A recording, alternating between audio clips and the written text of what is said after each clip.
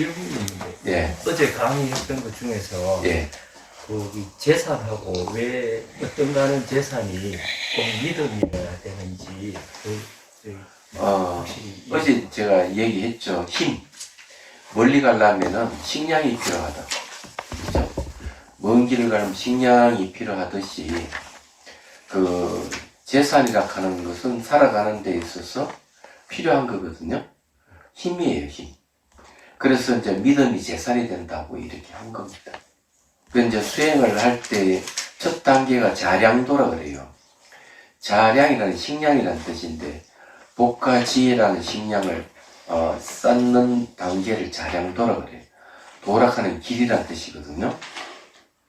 그래서 내가 선행을 해가 복을 많이 짓고 그 다음에 이제 법문을 듣고 법을 사유해서 지혜를 자꾸 함량해야 돼요. 그것이 이제 힘이 되어서 멀리 갈 수 있습니다. 그런데 그 힘이 약하면 수행하다가 중간에 그만둘 가능성이 많아요. 지혜가 없으니까 길을 못 찾죠. 또 복력이 없으니까 하는 일만 자기가 많이 생기고 이러거든요. 그래서 그 두 가지를 식량으로 삼아서 간다 하는 거죠. 얘기하자면. 그냥 첫 출발하는 것도 역시 믿음에서 시작해요. 불신 상태에서는 한 발짝도 못 나가는 거죠. 얘기하자면. 그러니까 길을 가려면 내가 믿음이 있어야 가는 건데 그게 믿음이 이제 약하면은 못 가는 겁니다. 그래서 이제 재산이 필요한 거죠, 그게. 사업을 하든지 크게 벌리려면 뭐 한 미천 있어야 뭐 하잖아요. 똑같은 것이죠. 어쨌든 믿음이 있어야 된다. 근데 이제 어제 얘기했던 믿음은 지혜에서 오는 거거든. 내가 법을 듣고 법을 사유하는 힘에 의해 가지고 믿음이 생기는 거예요. 그러니까 다른 종교의 창조적인 얘기하는 종교의 믿음하고는 성격이 많이 다른 거예요. 그게 믿기만 하면 되지 지혜는 필요 없어요. 선정도 필요 없어요. 믿기만 하면 되거든요. 믿으면 다 된다고 생각하기 때문에 그래서 이제 그런 얘기를 한단 말이에요. 자, 197페이지 오늘 할 차례입니다. 승리의 경. 승리라는 말은 번뇌로부터 승리했다는 얘기거든요. 그래서 이제 그 벚구경에도 벚구경인가? 적을 이기는 것보다는 자기 자신을 이기는 게 더 크다고 얘기를 하죠. 자, 읽어보겠습니다. 193번 개성의 세전. 걷거나 또는 서거나 혹은 앉거나 눕거나 몸을 구부리거나 혹은 편다. 이것이 몸의 동작이다. 자, 그 193줄을 보죠. 이하의 시들은 몸에 대한 욕망을 떠나는 경이라고 불린다. 세종께서 사파티시에 계실 때 경국지색의 미인들로서 출가한 수행녀들을 위하여 그리고 시리마라는 유녀에게 바친 수행성의 예를 들어 수행성들을 위하여 부정관의 가르침을 주려고 이 경을 쓰한 것이다. 여기 이제 출가하신 분이 경국지색의 미인들이에요. 얘기하자면 그래서 이제 그래서 여기에서 이제 얘기를 하는 거는 이 몸에 대한 그 부정관이에요. 이 탐욕 중에서 이제 성욕이 있거든요. 식욕이 있고 이러는데 이 성적인 욕구가 강한 것은 대개 이제 잘생긴 얼굴하고도 관계가 있습니다.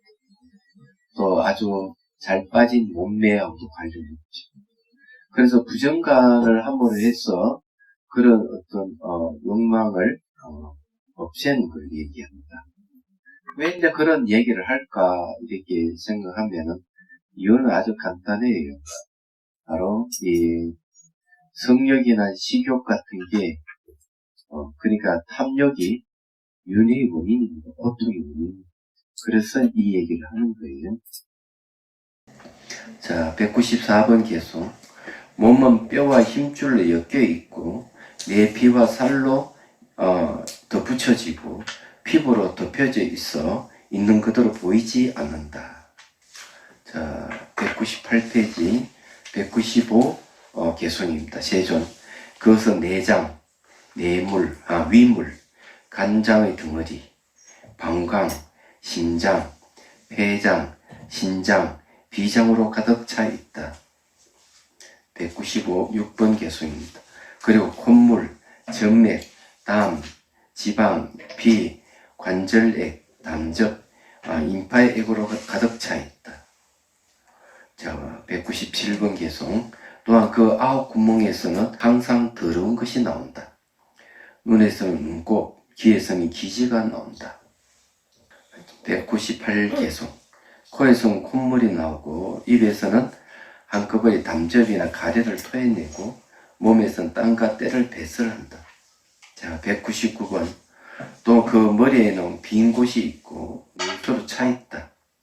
그런데 어리석은 자는 문명이 이끌려서 그러한 몸을 아름다운 곳으로 여긴다. 자, 여기까지 이야기하는 내용들은 되게 몸을 분석해 보면 그렇다는 거죠. 제가 알기로는 유럽도 18세기인지 17세기 잘 기억은 안 나는데 해부학이 유행을 했다 그러죠. 해부학. 그래서 사람을 해부하는 것을 그걸 지켜보는 유럽에서 그런 일이 있었다 그러네요. 그래서 이제 막 몸을 해체하는 걸 구경하는 거 마치 우리가 소를 잡아서 소를 해체하는 걸 구경하듯이 유럽은 사람을 해체하는 걸 구경하고 그랬었습니다. 근데 여기에 이제 이 몸을 이렇게 해체시켜 보는 거죠. 근데 이렇게 이제 보면은 몸은 참 아름다운 게 하나도 없어요. 없는데도 불구하고 사람들은 그런 내용물이 뭐가 있는지를 잘 생각하지 않기 때문에 이 몸을 아름답게 여긴다, 이렇게 이 얘기를 하는 거예요. 태국의 어느 초등학교 담벼락에 그림이 하나 그려져 있는데 어머니가 아이를 손을 잡고 걸어가는 그림이었어요. 놀랍게도 그 그림의 반은 뼈입니다. 뼈로 이루어져 있어요. 그러니까 그걸 뭘 의미하겠어요? 그러니까 이제 집착에서 벗어나게 하기 위해서 그런 그림을 그렸지 않을까? 이런 생각을 합니다. 자, 200번 계속 보죠. 또 죽어서 몸이 쓰러졌을 때에는 부어서 검푸리게 되고 무덤에 버려진 친척도 그것을 돌보지 않는다. 사람이 죽으면은 딱 그런 거예요. 자, 201번 개송입니다. 개들이나 여우들, 늑대들, 벌레들이 파먹고 까마귀나 독수리나 다른 생물이 있어 삼킨다. 자, 202번 개송. 이 세상에서 지혜로운 수행성은 깨달은 님의 말씀을 듣고 그것을 분명히 이해한다. 왜냐하면 있는 그대로 보기 때문이다. 자, 여기 이제 있는 그대로 본다는 말이 상당히 재미있어요. 우리는 이제 부상하게 변하는 것이다. 이러면은 사람들은 왜 그 염세주의적인 생각을 하느냐, 이렇게 얘기하는 사람이 있습니다. 변하는데 염세주의와 무슨 관계가 있어요? 있는 그대로 얘기를 하는 거거든요. 마찬가지로 몸이라 하는 계속 변하고 더러운 냄새를 풍기고 나한테 썩어 없어질 것이다 하는 것은 있는 그대로 보고 이야기하는데, 이런 걸 보면은 불교는 무조건 부정적이다, 부정적으로 본다, 이런 식으로 얘기를 하는데 그런 거 아니에요. 사실 그대로 보자 하는 거죠. 그런 면에서 이제 진실을 왜곡하는 일에서 벗어나야 된다. 사람들은 있는 그대로 얘기를 하면 왜 좋게 얘기하지 않고 부정적으로 얘기하느냐, 이렇게 이제 시비를 거는 사람이 많이 있어요. 얘기하자면. 그리고 그걸 부풀려 가지고 아름답다 그러고 막 이러는데 몸은 아름다울 리가 없어요. 그 모습 갖고만 그러지만은 내용을 보면 그렇지 않다 하는 걸 얘기를 해주는 거죠. 그래서 이런 사실을 우리가 잘 알면은 그만큼 이제 몸에 대한 집착에서 벗어나는 겁니다. 몸에서 집착해서. 자, 집착이 벗어나면은, 집착이 없으면 탐욕이 일어날 이유가 없고, 성내는 거 일어날 이유가 없어요. 그렇게 될 때, 이제, 우리 삶이 편안해지는 겁니다. 경쟁 구도에서 벗어나는 거죠. 자, 그 다음에, 자, 202페이지, 203번 개송. 이것이 있는 것처럼 저것도 있고, 이것이 있는 것처럼 이것도 있다. 저것이 있는 것처럼 이것도 있다. 안으로나 밖으로나 몸에 대한 욕망에서 떠나야 한다. 그러니까 몸에 대한 욕망에서 벗어나야 된다. 이렇게 얘기를 합니다. 자, 204번 개선. 이 세상에서 욕망과 탐욕을 떠난 그 지혜로운 수행성만이 불사와 정멸, 불사는 죽지 않는 것, 정멸은 고통이 소멸한 거죠. 정멸, 곧 죽음을 뛰어넘는 열반의 경지에 도달한다. 열반이 바로 불사와 정멸을 얘기합니다. 이게 이제 이 욕망과 탐욕이 있는 이상은 절대로 수행을 못한다. 이런 얘기입니다. 출가자 중에서도 두 가지 욕망을 추구하는 출가자가 있다는 사실을 이해를 했어요. 그게 이제 하나는 뭐냐면은 내가 출가해가지고 생사에서 벗어나야 되겠다. 열반을 얻어야 되겠다. 이렇게 마음을 내다고도 제 속을 염원하는 생각을 못 버리는 이들이 있는 거예요. 출가자 중에는 그런 이들이 있습니다. 그 두 가지 욕망을 다 옮겨지고 있는 거죠. 열반도 얻고 싶고 또 결혼해서 가정을 이루고 싶고 이런 게 있는데 이런 출가자는 참 수행하기 어려워요. 얘기하자면. 그래서 이제 그런 이들은 이제 부정관을 하면 딱 맞아요. 제 속 사람들도 똑같다고 저는 생각해요. 수행하고 싶은 마음도 있고 세상의 어떤 욕망을 그냥 감각적 쾌락을 추구하고도 싶고 이런 두 가지 욕망을 다 갖고 있다고 보는 맞는 얘기죠. 그래서 이제 여기에서 얘기는 이 탐욕이 이제 바로 윤회의 원인, 고통의 원인이기 때문에 그걸 버려라. 부정관을 통해 가지고 버려라. 이렇게 이제 얘기를 하는 겁니다. 대염초경에 이 이야기를 합니다. 부정관을 자세하게 이 얘기를 하고 있죠. 그래서 이제 사람이 죽으면은 한 5일 좀 지나면 벌써 막 부풀어 오르고 냄새 나고 그 다음에 구두개 끓기 시작하고 그래요. 그걸 부정관이라고 그래요. 볼 때. 그리고 또 한 좀 더 지나면 그 다음에는 이 짐승들과 막 몸을 신체를 뜯어먹어요. 그런 걸 이제 무상으로 보라 해서 무상관을 해야 된다 그래요. 이 무상관이죠. 그 다음에 좀 더 지나가고 이러면은 뼈는 뼈대로 뼈로 다 흩어져 가지고 그렇기 때문에 이제 그런 걸 보면 어떻게 봐야 되겠어요? 부정관을 보다가 무상관을 보다가 그걸 또 뭐라 본다 하더라? 기억이 또 안 나네, 각종이. 하나 더 있는데. 그래서 이제 그 하나의 시체를 써가는 과정을 통해 가지고 사마타 수행과 이파사나 수행이 같이 이루어지는 거죠. 부정관은 전부 사마타입니다. 집중 명상에 속해요. 이파사나는 이제 무상관을 얘기해요. 그래서 염처경에는 이렇게 이제 사마타 이파사나를 통합하는 수행에 대한 얘기를 하고 있습니다.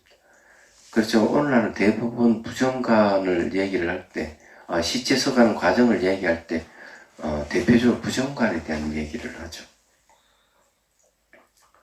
그동안 이제, 부정관에 대해서, 어떻게 하는가 하면은, 공동묘지에 가가지고 사람이 죽은 시신을 막 버리기 때문에, 날마다 가까 시체 써가는 과정을 살펴요.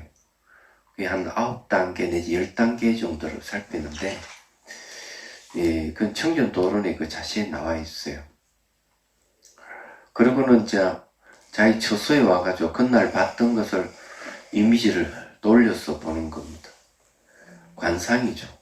그러면서 이제 몸의 무상을 이제 알게 합니다. 그런데 그래서 문제가 생겨요. 어느 수행자가 이제 자기 처소에 들어와서 문을 열고 탁 들어가는데 공중에 시신이 떠 있는 거야. 그냥 놀래가지고 수행을 못하는 거죠, 그때부터. 그러면 공중에 시신에 떠 있을 리가 없습니다.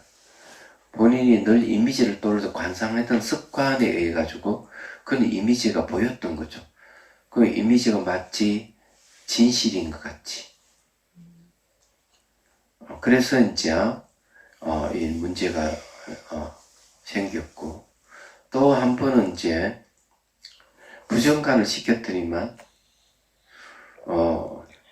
나한테 너무 허무한 거야. 허망하고. 그래서 나를 죽여주면 내 갖고 있는 거 다 주겠다. 그랬어. 어느 비구가 어리석게도 그 물건이 탐이 나니까 죽였어요. 그게 이제 문제가 되죠. 자기 죽여주면은 내가 주겠다 했으니까 정말 죽여버렸다. 너무 허망하고 이러면은 그런 일이 벌어지죠. 살고 싶은 마음이 없으니까 그렇겠죠. 그러니까 제가자가 그걸 알고 들고 일어난 거예요. 부처님께서 외출을 하다가 와보니까 그 지경에 이르게 됐죠. 그래서 이제 제시한 수행이 수식관이에요. 수식관도 이제 사마타 수행 집중 명상이죠. 그 수식관을 알게 준 거예요. 그렇다고 뭐 부정관을 부정하는 건 아닌데, 예. 자, 그 부정관을 봅시다. 인간의 이 몸뚱이는 부정하고 악취가 풍기며 가꾸어지더라도 온갖 온물이 가득 차 여기저기 흘러나오고 있다. 자, 206번 계속 이런 몸뚱아리를 가지고 있으면서 생각하건대 그만하거나 남을 업신여긴다면 통찰이 없는 것이 아니고 무엇이겠는가. 사람들은 자기가 이 몸이라 하는 게 부정하고 악취가 풍기고 온갖 온물로 가득 차 있는데도 불구하고 그런 것을 생각을 안 하는 거죠. 그리고 아주 거만하게 그래서 갑질을 하면서 막 그렇게 했대요. 이 이야기는 무슨 이야기인가 하면 어느 사람이 신분이 높든 나쁘든 낮든 고귀하든 천하든 관계없이 똑같이 평등하다는 겁니다. 그래서 이 통찰이라는 말을 하는 거예요. 부정관하고 백골관하고 다른 점이 있어요. 같은 거예요. 그래서 이제 이런 이야기를 하는데 이 부정관에 대해서는 이 탐욕을 없애기 위해서 부정관을 하는 거고요. 부정관에 대한 이야기를 또 하죠. 능경에도 이제 이 얘기가 나오는데 어느 여인이 안한존자를 이 주문을 이어가지고 홀리는 얘기 나와요. 그 여인이 이름이 잘 기억이 안 나네요. 마등가. 네. 근데 마등가 경이라 하는 따로 경이 또 따로 있어요. 마등가 경이라 하는 경에는 이제 이 마등가가 어느 날 우물가에 있었는데 안난존자가 탁발하러 나오면서 물을 이제 그 보시를 받아요. 안난존자가. 근데 마등가는 물을 보시하면서 안난존자를 보고 반해버려요. 한눈에. 그날부터 안난존자가 마을에 탁발하러 오긴 오면은 쫄쫄쫄 따라다니기 시작하는 거예요. 근데 그것이 이제 동네방네 소문날 거 아니에요. 그래서 이제 부모님한테 가서 저 남자하고 결혼하고자 하고 싶다 이러니까 부모가 벌떡 뛰면서 출가 산모는 결혼을 안 한다. 안 된다고 이렇게 말려요. 그런데 어디까지 가는가 하면 기원정사까지 가는다. 그냥 기원정사에도 소문 나올 거 아니에요. 예. 그래서 어느 날 딱 걸려서 부처님한테 딱 걸렸어. 그럼 물어보는 거예요. 너 안난존자 어디가 좋아서 너 그래 쫓아다니냐?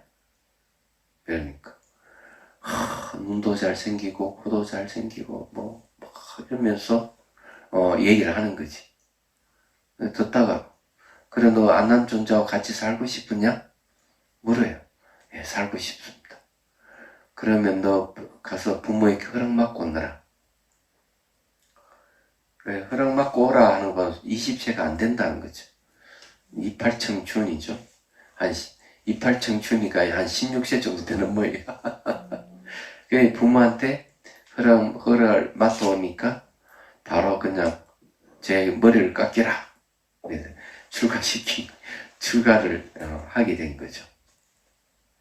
그러고는 이 아이를 앉혀놓고는 대중들이 저 모인 자리에 앞에 앉혀놓고 법문을 하는데 법문 내용이 그런 거죠. 너 안남존자의 눈이 아름답다고?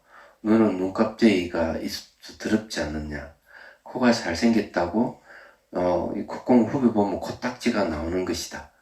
이러면서 몸에 대한 더러운 것에 대한 얘기를 하는 거예요. 근데 그 이야기를 들으면서 깨달음을 얻어요. 안나함까지는 문과하고 안나함까지 깨달음을 얻어요. 그러니까 전생에 선건이 있는 사람이에요. 그러고는 이제 이 얘기를 하죠. 이 아이가 왜 안나함존자를 따라다느냐? 두 사람은 전생이 부부였다. 부부이기 때문에 이 마등가가 전생의 남편이 안남존자를 보고 바로 그냥 반해버린 거죠. 그런 산 인연이 있어서 그렇다는 거 이야기해주는 얘기가 그 경전에서 얘기를 하고 있습니다. 그래서 이게 더럽다 하는 것이 이제 그런 거죠. 성욕은 없애려 그러면은 몸이 더러운 것을 관찰하면 돼요. 식욕은 어떻게 없앨까? 식욕을 없애는 것도 논서에 나와 있어요. 아침에 죽을 먹을 때는 마치 그 죽이 개가 토해 있는 토사물 같이 생각하라. 그래서 생각하면 못 먹어요. 그리고 또 밥알을 꿈틀거리는 구더기 같이 생각하라. 그러면서 먹으라 이기지. 그거 어찌 먹겠니? 그래 식탐이 강한 사람은 그렇게 해서 상상하면 엄청 못 먹습니다. 그 식탐을 없애는 방법이에요. 식욕이 성욕으로 가거든요. 식욕이 왕성한 사람이 성욕도 왕성하게 돼 있어요. 그래서 그 관계가 있어서 그런 겁니다. 그래서 이게 이제 논수에도 그런 식욕을 억제하는 명상을 하는 방법이 나와 있는 것이죠. 부정간에 관계되는 얘기가 또 하나 더 있어요. 법구경에도 나오는 얘기인데 사리불존자가 자기 제자를 데리고 부처님께 가서 얘기합니다. 부정간을 시켰는데 3개월 지나도 수행 진전이 없다고 얘기해요. 그러니까 부처님께서 그 젊은 비구를 한번 보더니 바로 알아차렸죠. 그 젊은 비구의 전생이 금세공업자야. 그래요. 금을 세공하는 사람이죠. 세공한다는 말을 아시죠? 그러니까 그에 맞는 수행 주제를 줍니다. 바로 눈앞에 빨간 연꽃이 피어나게 하는 거죠.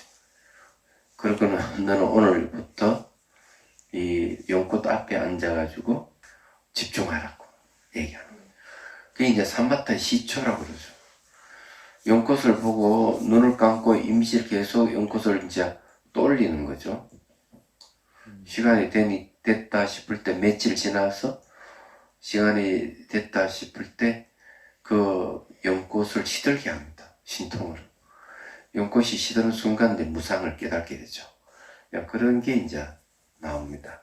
그래서 이제 부정관이라 해서 누구에게 다 통용되는 건 아니에요.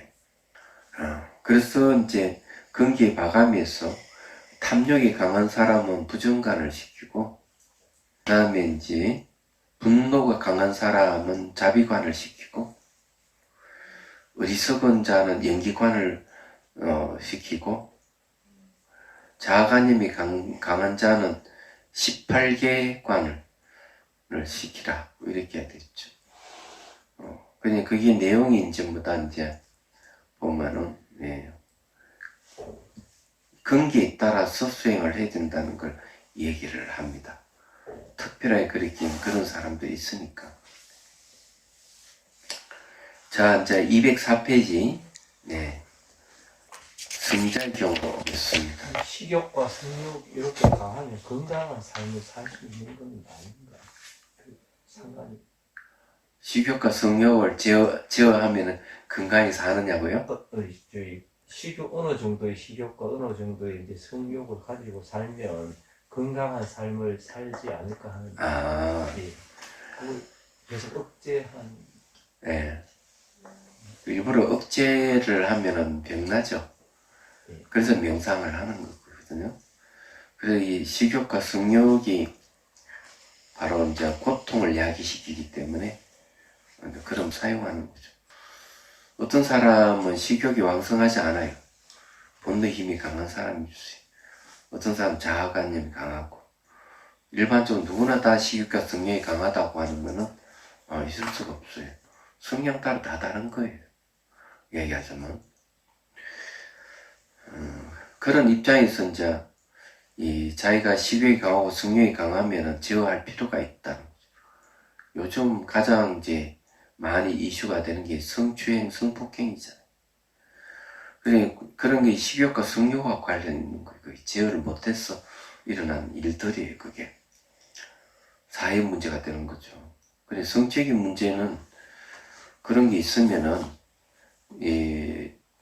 논술에도 분명히 사회 고위 간부가 될 수 없다. 분명히 얘기를 하고 있어요. 항상 그런 문제가 발생하거든요.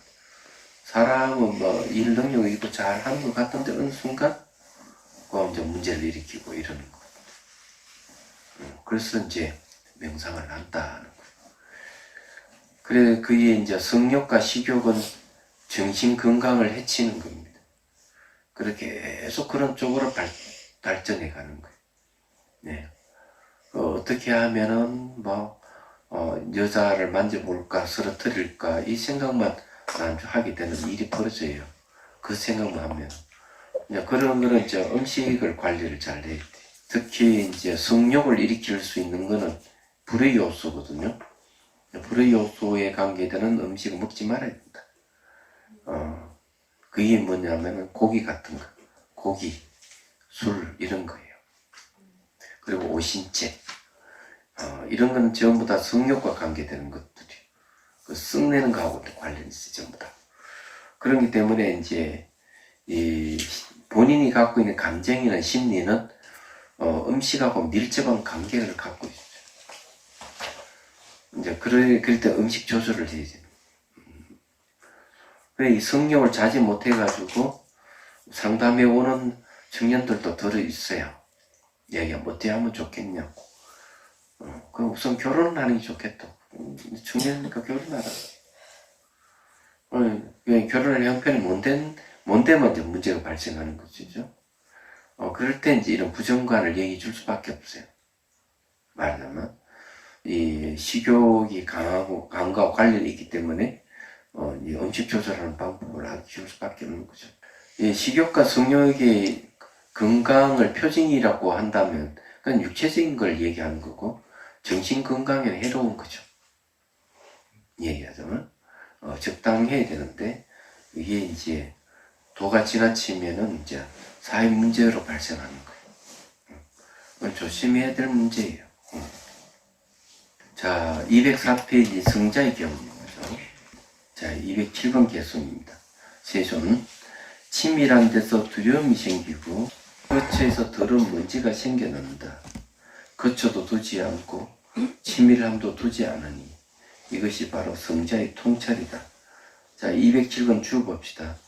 성작적, 문이란 베다 시대에는 종교적 황홀경에 도달한 침묵의 해탈자를 의미했다.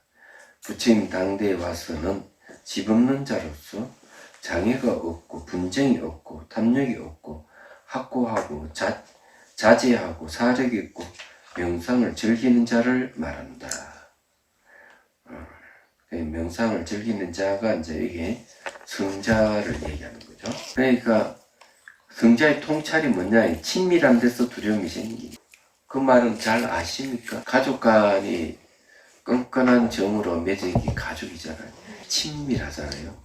그래 가족에 누군가 다치고 이러면은 화들짝 놀라죠. 그래 두려움이 생긴다는 말. 그러면 죽음에 대한 두려움이 가장 강력합니다. 그래서 이거는 가족관계 아니더라도 누구든 친밀감을 가지고 있으면 그 친밀에 반대되는 그 급부로 나타나는 게 두려움이에요. 헤어질까 두려워한다든지 뭐 그런 게. 그래서 거처에서 더러운 먼지가 생긴다. 그래서 거처하면 늘 먼지가 있기 때문에 청소하잖아. 그죠? 그래서 이제 거처도 두지 않고 친밀함도 두지 않으니 이것이 바로 성자의 통찰이다.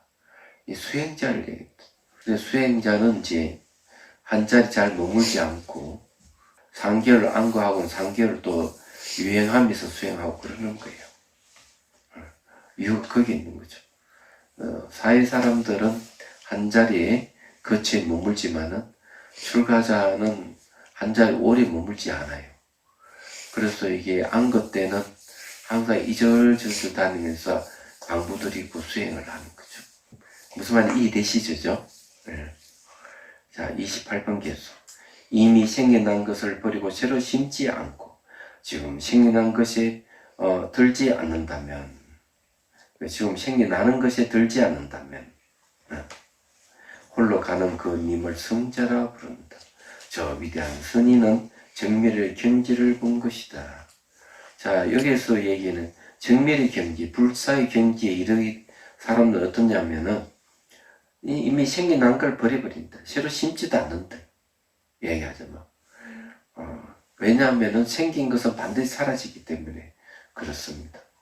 심어놓은 반드시 생기기 때문에 그래요. 그게 바로 생사예요. 그래, 이걸 뭘 얘기하는가 하면은, 사물에 대해서 탐욕이 생기면은 새로 심는 거 이게. 탐욕으로 인해서 결과가 생기는 겁니다. 그래서 이 얘기를 하는 거죠. 생겨난 것을 버린다 하는 건 그런 겁니다. 붙들고 있는 아무것도 없는 거죠. 자, 지금 생겨나는 것에 들지 않는다는 거죠. 안 붙든다 이게요. 이렇게 탁 붙들는 게 없어요. 그래서 이제 그런 얘기를 하는데 뒤집어서 이 얘기를 해보면 왜 이런 행동을 할까 생각을 해봐야 돼요. 일반의 경지에 정멸이라고 하는 건 마음이 일어나지 않는 상태예요. 얘기하자면 마음이 일어나면은 이제 마음이 일어난다는 걸 뭘 얘기하느냐. 그 대승기 신론에서 그 얘기하죠. 마음이 일어나면은 가까이 현상이 생기고 마음이 사라지면 가까이 현상이 사라진다. 마음이 일어나면 모든 게 다 일어나는 거예요. 그 정멸을 맛봐버리면 마음이 일어나지 않으면 무엇인가 소유하려는 마음이 안 생겨요. 그래서 마음이 사라져버리면 가까이 다 사라져버리는 거예요. 그런 이치를 아는 거죠. 그런 걸 체험하신 분. 그래서 이게 물건에 대한 집착이 없는 거예요. 사람에 대한 집착도 없어요. 그 전에 이걸 얘기를 한번 한 적이 있는데 남자가 여자 된 사람이 있다고 그랬죠.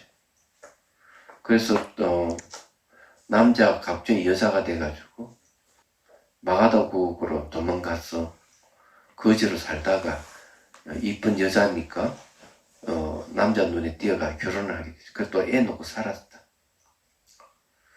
그러다가 2층에서 내려가 보니 자기 친구가 지나가니까 불러가지고 사정 얘기하는 거죠. 내가 남자였는데 여자로 바뀌었다고. 그러니까 그 친구한테 하소연한 친구도 놀란 거죠. 그래서 네가 그러면 참여를 해야 된다. 너가 그 지나가는 스님에게 그렇게 그 욕정을 품고 했기 때문에 너가 이렇게 여자가 된 거 아니냐. 그 스님이 이 왕사성에 있으니까 초청해서 공양 올리니 참여해라. 그래서 이제 참여를 해가지고 다시 남자로 돌아왔어. 그래 이제 출가를 한 거죠. 뜻한 바가 있어. 그러니까 친구들이 가가지고 때까지는 몰려가서 이제 물어보는 거야. 놀리는 거지. 야, 네 부인이 난 자식이 이쁘냐? 네 배로 난 자식이 이쁘냐? 하니까 당연히 내 배로 난 자식이 이쁘다 이게. 자기가 여자가 됐을 때 결혼해서 난 애가 더 이쁘다 이기죠. 근데 3개월이 지나고 나서 또 친구들 몰려가서 또 물어본 거야. 저래 그래가지고 누가 더 이쁘냐 이러니까 그때는 둘 다 이쁘지 않대. 자기 부인이 낳은 자식도 이쁘지 않고 내 뱃속으로 낳은 자식도 이쁘지 않대. 그때는 알았니. 세속에 대한 집착이 없어. 그런 게 이제 조기 경전이 나오거든요. 마찬가지예요. 물건만이 아닌 사람에 대한 집착도 없어가지고. 그래서 그런 사람은 정밀의 경지를 맛봤다. 생로병사 없는 경지에 머물러 버리니까 그런 일이 벌어지는 거죠. 모든 것부터 자유로운 거야. 어디를 가든 뭘 하든지 자유로운 거죠. 자, 205페이지 세죠. 209번 개성이에요. 근본을 살펴 그 씨앗을 부수고 그것이 물기를 공급하지 않는다면 그런 참으로 생명의 끝을 본 성자 사리를 버리고 헤아리지 않는 입니다. 그러니까 사리를 버리고 헤아리지 않는다 하는 건 마음의 움직임이 없다 이런 소리죠. 그래서 이 씨앗을 부숴버리고 물을 공급 안 하면 씨앗이 싹이 돋아나지를 않는 거죠. 그럼 무슨 말 이해가 되시죠? 그죠? 그걸 얘기를 하는 겁니다. 그러면은 무지가 무명이 뭐 씨앗이 되는 겁니다. 무명에 의해 가지고 온갖 번뇌가 다 일어나거든. 무명에 의해서 상카라가 생기고 형성력이죠. 거기에서 온갖 번뇌가 다 일어나기 때문에 무지락하는 것을 없애버리면은 그래 되는 겁니다. 스님 지금 말씀하신 형성력이라는 게 어떤 건지. 네? 형성력이요. 형성력? 형성력. 아, 형성력. 네. 형성시키는 힘. 형성시키는 힘이기 때문에 잠재적 힘이죠. 그런데 대개 이제 반응하는 것들은 다 형성력이라고 보면 돼요. 누가 뭐 칭찬하면 막 기분이 좋아지잖아요. 기분이 좋아지는 게 반응하는 거거든. 누가 비난하면 비난을 받는 입장에서 화가 막 나죠. 반응하는 거예요. 그 반응하는 것들이 전부 다 형성력이에요. 왜 형성력? 내가 상대가 비난하면 화가 났다. 화나면서 끝나면 괜찮아. 그래서 안 끝나거든. 그 들은 이야기에다가 자기 감정과 생각을 더 붙여가지고 감정과 생각을 더 붙여 새로 만들어내는 거예요. 그래서 반응하는 것들이 상카라라고 그러고 형성하는 힘이라고 하는 거예요. 그래서 이제 누가 대화를 할 때 분명하게 상대는 A라고 얘기를 하는데 듣는 사람은 A로 안 들어요. B나 C로 듣거든요. 왜 그럴까? 듣는 순간에 즉각적으로 재해석을 해버린 거죠. 그 이야기를. 재해석해서 듣는 거예요. 재해석한다 하는 말은 뭐예요? 그 이야기에다가 자기가 자기 감정, 생각을 더 붙여서 듣는다 이게. 재해석한다는 거. 그래서 뭔가 하면은 서로 어긋나는 거죠. 그래서 나중에 오해되가 내가 A를 이야기하면 니 왜 B로 듣느냐? 너는 왜 C로 듣느냐? 이렇게 얘기죠. 아니 나는 분명히 네가 A를 얘기할 때 나 A로 들었어? 이렇게 반문할 수 있는데 절대로 A를 안 듣습니다. 딱 들으면 자기 감정, 생각을 더 붙여가지고 재해석을 하는 거예요. 그게 이제 형성력의 힘이, 형성의 힘이라고 하는 그런 거예요. 그래, 없던 걸 새로 만들어내는 거예요. 그럼 대표적인 게 뭔 줄 아세요? 가짜뉴스. 가짜뉴스는 우리나라만 있는 게 아니에요. 전 세계적으로 다 있어요. 그래, 가짜뉴스에 대해 규제하는 법도 만들어 시행하잖아요. 이야기하자면. 그래, 유튜브 보니까 이제 가짜뉴스에 대한 얘기가 그런 거예요. 그 수에즈 운하에 배가 하나 서버렸거든? 근데 그 배를 누가 만든 거야? 일본에서 만든 배라니. 일본에서 만든 배인데, 난리 난 거 아니에요? 그러면 전 세계 사람들이 일본에 대해서 안 좋은 시선을 보낼 것이다, 이게. 근데 일본의 그 네티즌들은 어떻게 얘기하는가 하면, 그 배에 사실은 한국 기술자들이 만든 거야. 이렇게 풍을 친 거예요. 왜냐하면은, 일본과 한국하고는 서로, 이 조선업을 서로 이렇게, 도움을 주고 받는 사이다. 그 우리가 인력이 부족해가지고, 저기, 한국의 그 조선 그 노동자들을, 요청을 해가지고, 그 한국 사람들과 그 배를 만든 거야. 이런 식으로 얘기를 한 거지. 그럼 이런 걸 뭐라 하는가? 물타기라 그러는 거야, 물타기. 그게 가짜뉴스죠. 그런 거는, 그것이 치명적인 약점이 뭐냐면은, 그래. 그러면 일본의 조선이라고 하는 거는 실력이 없네. 한국 사람들이 와가 별 만들어 줄 정도면 별 볼 없구나 하는 뜻이 담겨져 있는 거고. 두 번째는 그것이 정확한 근거가 없다는 얘기. 표를 정해 이런 몇 년에 뭐 어떻게 해가지고 어떻게 해서 이 한국 사람들이 와가 배를 만들어. 이게 없는 거예요, 기록이. 그러면 근거가 없는 걸 또 들 수가 있는 거죠. 그래서 그런 건 지금 가짜뉴스를 하는 거죠. 그러니까 이 일본에 그런 방송을 안 한다니? 왜냐하면은 치명적일 수가 있으니까. 그러니까 예를 들면 그런 게 이제 가짜뉴스에 속하는 거예요. 이런 가짜뉴스는 상당히 많아요. 얘기하는. 미국이나 유럽이나 한국이나 뭐 중국이나, 그래, 가짜뉴스의 대표적인 게 이제 여러분 잘 알다시피, 김치 같은 거죠.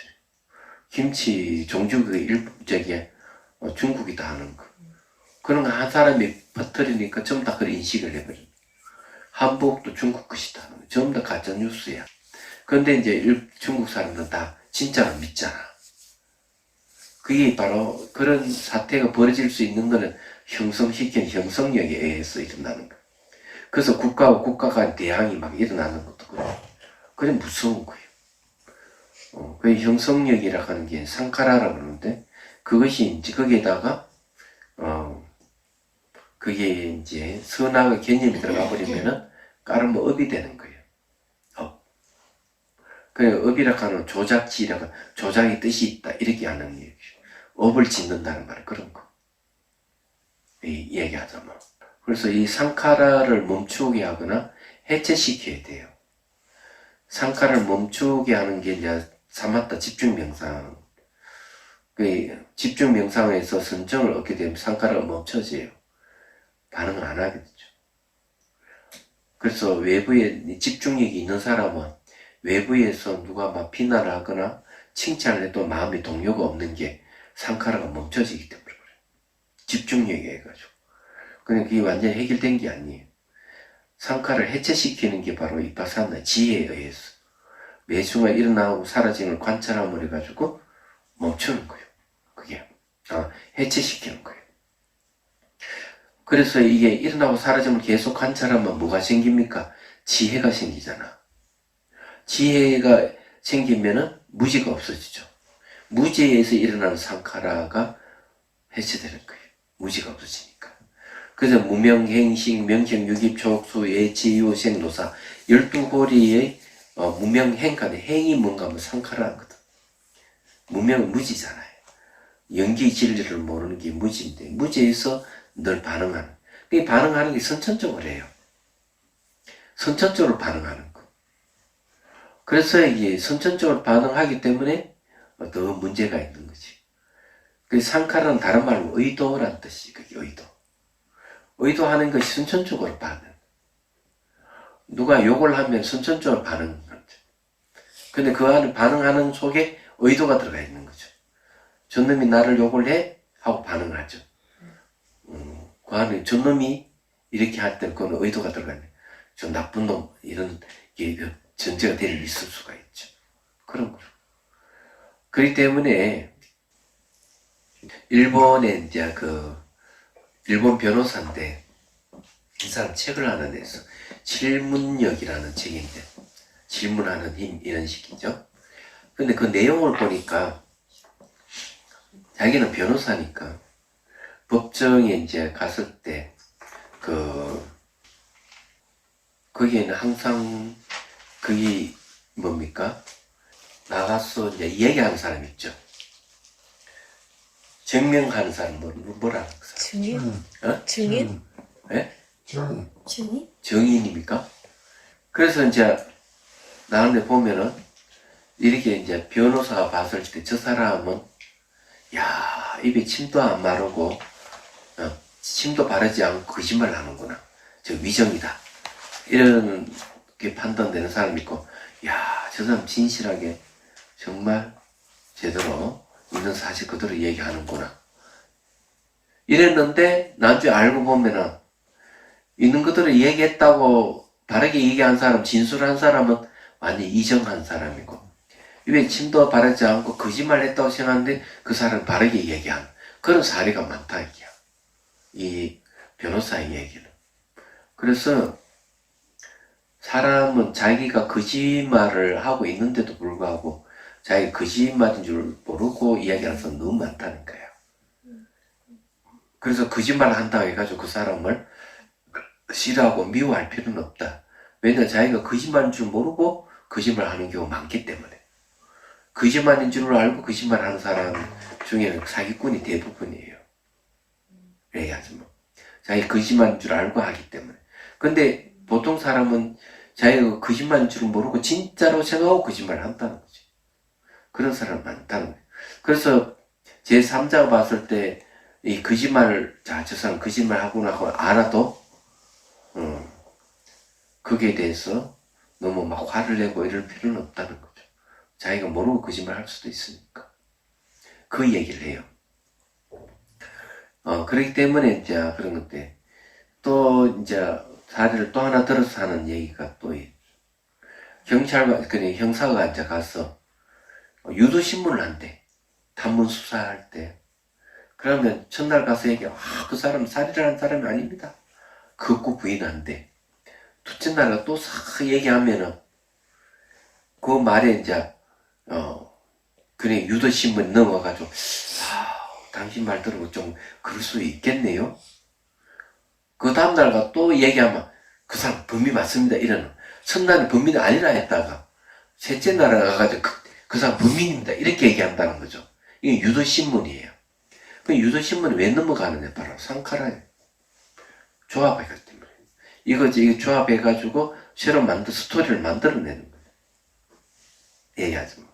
그래서 이 유도신문이 넘어가서 자기가 자신도 모르게 그 형사가 한 얘기를 듣고 새로 조합해가지고 범인이 되는 거지, 그 사람이. 범인을 만들어버리는 거지. 무슨 말 이해되시죠? 그런 게 너무 많은 거예요.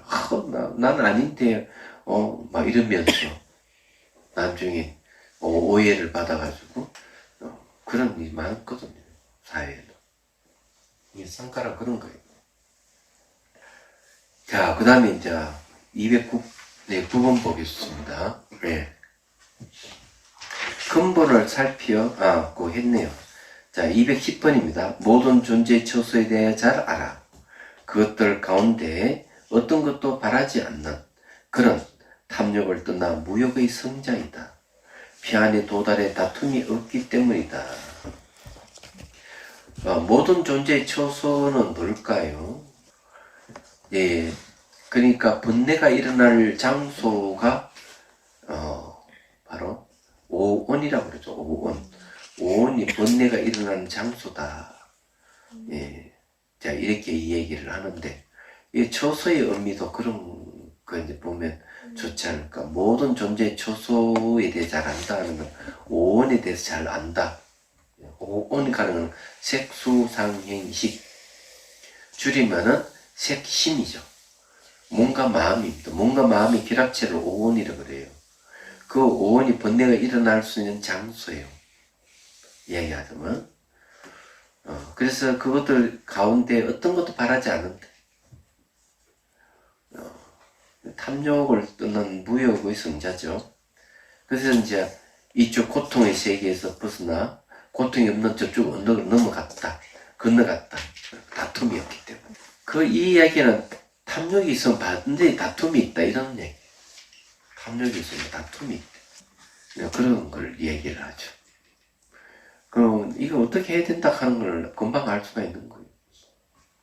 자, 206페이지 넘어왔습니다. 211번 계속 재존. 온갖 것을 극복하고 모든 것을 알고 슬기롭고 일제 현상에 더럽혀지지 않으며 모든 것을 버리고 가래를 끊어 해탈한 님, 현명한 님들은 그를 또한 성자로 안다. 자, 온갖 것을 극복했다. 어려움이죠. 어려운 걸 극복. 모든 걸 알았다. 자, 이 안다 하는 게 상당히 중요한 얘기입니다. 내가 모르면은 어떤 행위를 하게 되지만 딱 아는 순간 행위를 멈출 수가 있어요. 그게 모든 것을 알아버렸으면은 모든 것에 대해서 행위를 멈춘다는 소리입니다. 안다 하는 그런 얘기예요. 상대가 거짓으로 나를 충동시켜가지고 뭘 하게끔 했다 하는 아는 순간 행동하던 걸 멈추잖아요. 그죠? 그런 걸. 뭐, 예를 들어가지고 얘기하면은, 지갑을 놓겨왔다. 아이고, 큰일 났다. 내 집에 집에다가 지갑을 놓고 왔네. 그거 없으면, 물건도 살 수 없고, 이렇게 할 때, 얘기하자면, 아들이 지갑을 내가 갖고 있다. 이렇게 하면, 어머니가 어떻게 하겠어? 멈추죠. 지갑이 있다가 난 행위를 멈추게 되는데, 다시 집에 가려는 행위를 멈추게 되는 거예요. 마찬가지예요. 오해에 비롯돼가 말다툼하다가 오해가 풀렸다.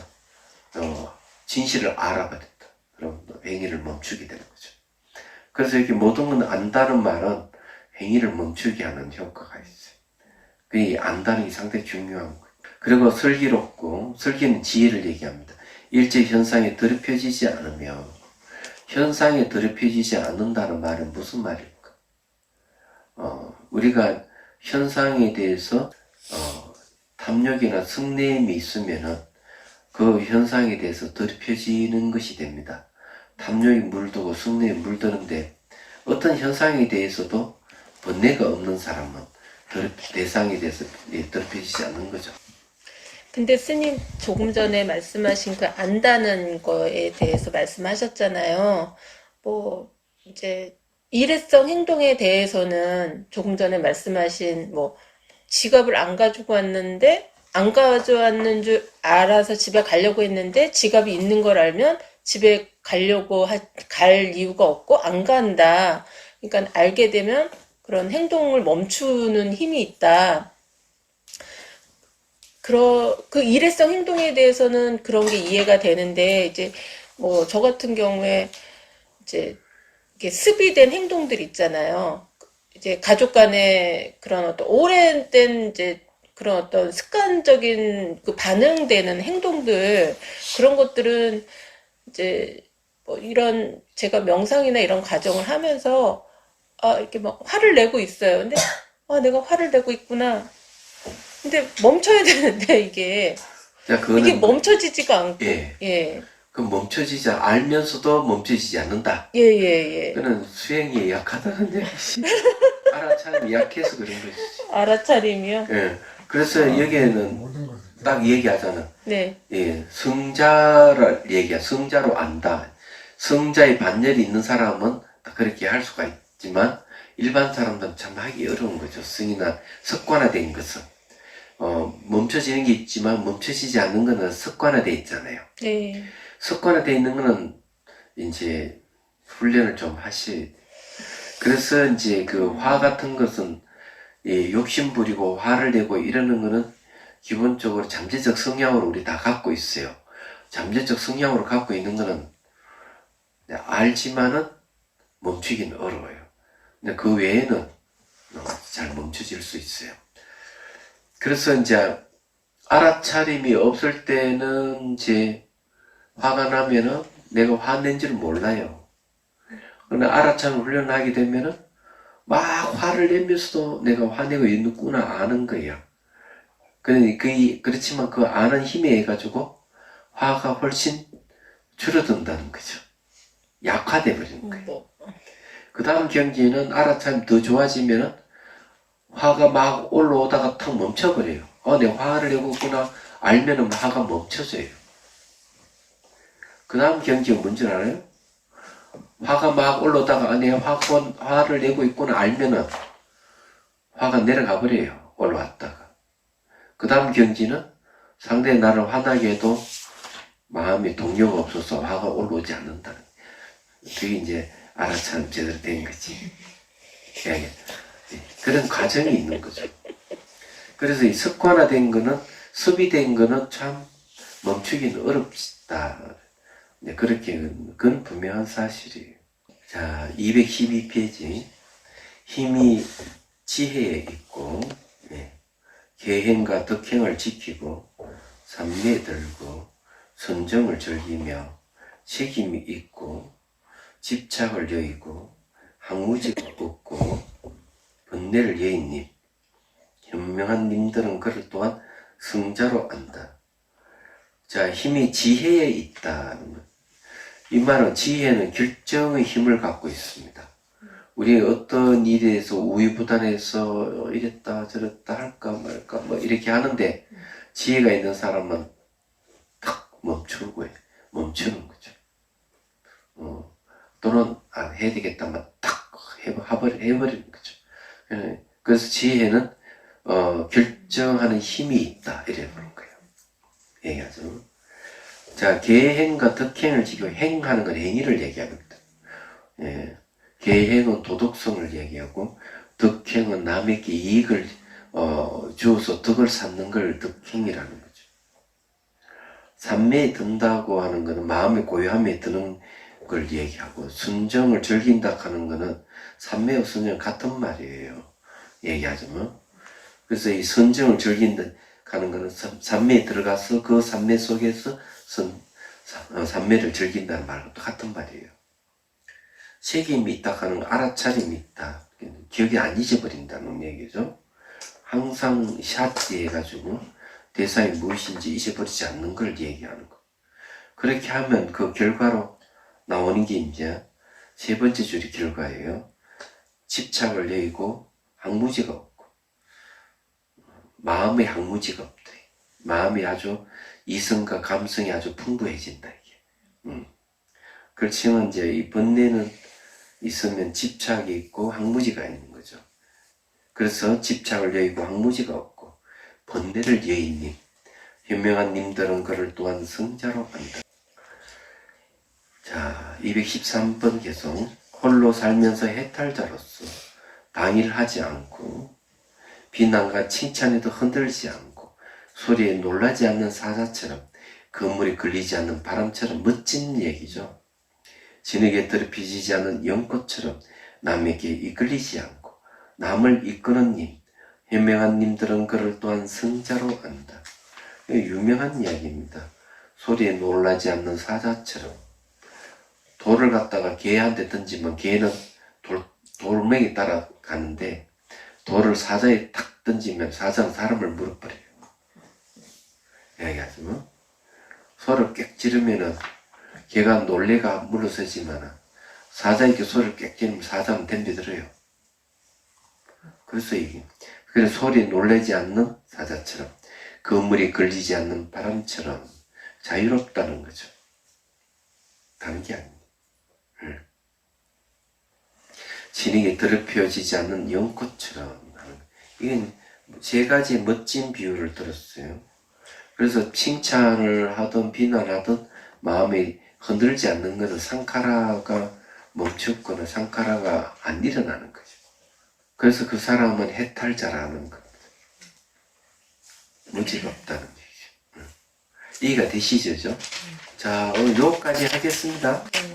다음 시간에 질문 다시. 감사하게 잘 들었고요. 아까 마든가 말씀하실 때 그 세속 사람들이 갖고 있는 욕구나 바람이 있잖아요.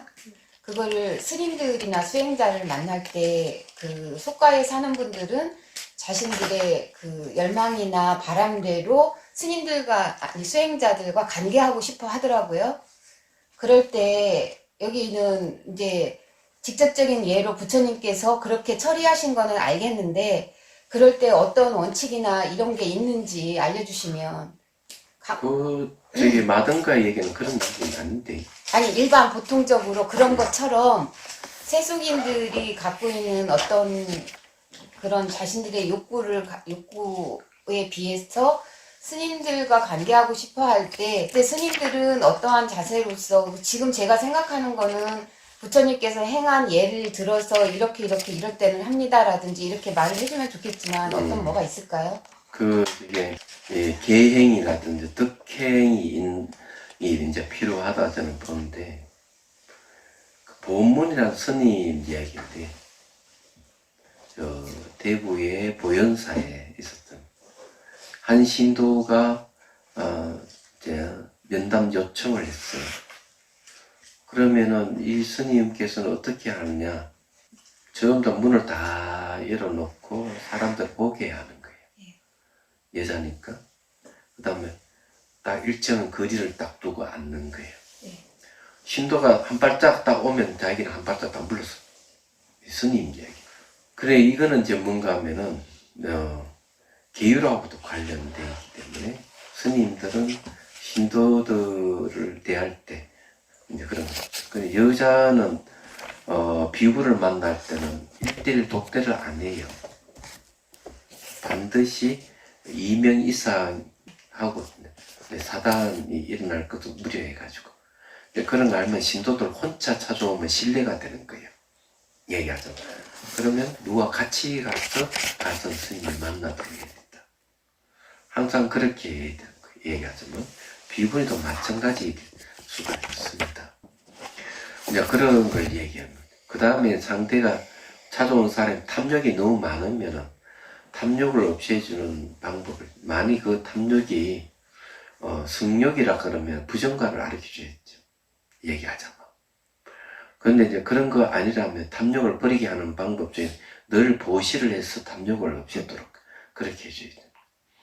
성을 내고 이러는 거는 이런 사람이 자비관을 알기로서 자비관시킨 명상을 시키도록 해야 되는 거 얘기하자면 세상이 무상하다 하는 얘기죠. 하늘 대상이 없다 하는 거 얘기해주고 이렇게 해주는 거예요. 그래 이게 제가자가 자기 욕구가 있으면 욕구를 잘 알아가지고 거기에 따른 관계되면 얘기해주는 게 출가자가 하는 거예요. 출가자가 뭐 만나가 내수 세속 얘기하는 거 정치 얘기는 했었고 저 경제 이야기 이런 얘기를 하면 출가자가 아니에요. 출가자는 법을 얘기하는 거예요. 신도들은 기본적인 그거예요. 말하자면 그 외에 뭐가 있겠어요. 그렇게 하는 거죠. 그래서 이제 그런 걸 잘 알아야 됩니다. 절대로 여자는 비구를 만날 때 독대하는 게 아니에요. 2명 이상. 그래야만 헛소문이 안 나요. 얘기하죠. 그래서 선생님들이 그 소문이 휘말려가지고, 그리고 곤욕을 치르는 일이 많은 건 그런 것 때문에 그런 거예요. 그래서 항상 여자를 일대를 안 만납니다. 만나지 않아요. 여기에 내방 청소한 분이 우리 누님이에요. 왜 누님을 모셔주는 바로 그런 것 때문에 그런 거예요. 이야기하죠. 그래서 율장에도 옷이라든지 이런 것은 친족이나 가족이 속가의 가족에게 그걸 맡길 수는 있는데 다른 여신도 이렇게 맡기면 안 된다고 나와 있어요. 그런 것도 관련이 있죠. 말하자면 그여다 청소하고 다 이렇게 하는 것도 그런 거 관련이. 그렇지 않으면은 항상 문제가 생겨요. 그러면 아이고 내가 어느 스님을 내가 시봉을 했고 뭐 자고 그렇게 하면 거기서 끝나면 괜찮아. 그러면 낱낱이 그 스님이 뭐 어떻고 저도 뒷이야기 다 하는 거야. 그러면 그것이 사실이 아닌지 확인이 안 되는 경우라면은 그 부정적인 이야기를 하면은 이제 그 파장이 일파만파가 되는 거지. 생각이 그런 게 너무나 많아요. 얘기하자. 그래서 이제 그런 거하고도 다 관련이 있다. 출가자는 조심해야 되는 이유가 그거예요. 한 가지 더 질문. 아까 형성욕이라는 말씀을 잘 들었는데요. 그게 결국 업이고, 그 업에 제가 여쭙고자 하는 거는 제가 이제 점점 죄송하지만 나이를 들면서 이 과보가 점점 즉각적으로 나타나거나 이러는 걸 느끼거든요.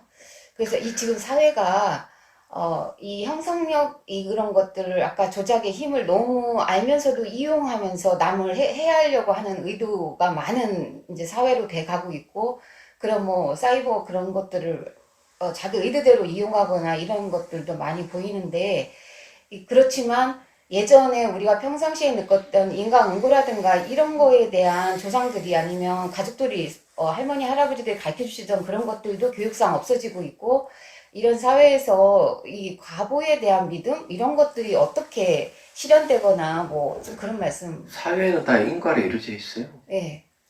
저 대통령 되려면 국민들이 뽑아주는 원인에 의해서 대통령 결과가 오잖아요. 네. 도덕질을 하면 도덕질하는 원인을 위해서 경찰서 철장신이 있잖아요. 모든 사법 제도라든지 모든 것은 전부 다 인과로 이루어져 있어요. 얘기하자면 그런 것을 인지하느냐 못하느냐에 달린, 인지 못하기 때문에 고위공직자들이 그런 뭐 뇌물 수수를 하다가 뭐 걸려들거나 이렇게 하잖아요. 그리고 뭐 저기 무슨 공사? 거기도 뭐 땅 투기 같은 거 막 하잖아요. 그런 게 이제 지금 조사에 들어가잖아요. 그 점은 인과예요. 자기 그런 짓을 했기 때문에 조사받고 그러는 거예요, 그게. 그럼 모든 게 인과로 이루어져 있어요. 만약에 인과로 이루어져 있지 않는다면 어떻게 될까요? 누구든지 대통령이 되겠다고 할 것이죠. 그죠? 누구든지 온갖 나쁜 짓 다 하고도, 아무렇지도 않은 행동을 하고 사회에 대혼란이 빠질 거예요. 얘기하자면.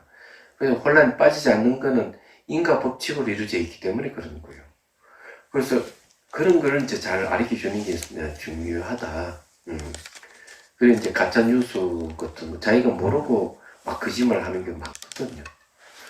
그러다가 나 어느 순간 이제 갑으로 받는 수도 있고, 그렇다. 그냥 그런 걸 이제 얘기해 주는 사람이 승려들이 하는 일이에요. 예, 일반 사람들 모르는 경우 너무 많기 때문에 그런 거죠. 자, 그러면은 이제 해양계합니다. 중생들을 구하려는 마음으로 깨달음의 정수를 이룰 때까지 부처님과 법과 성부에 항상 기합니다. 지혜와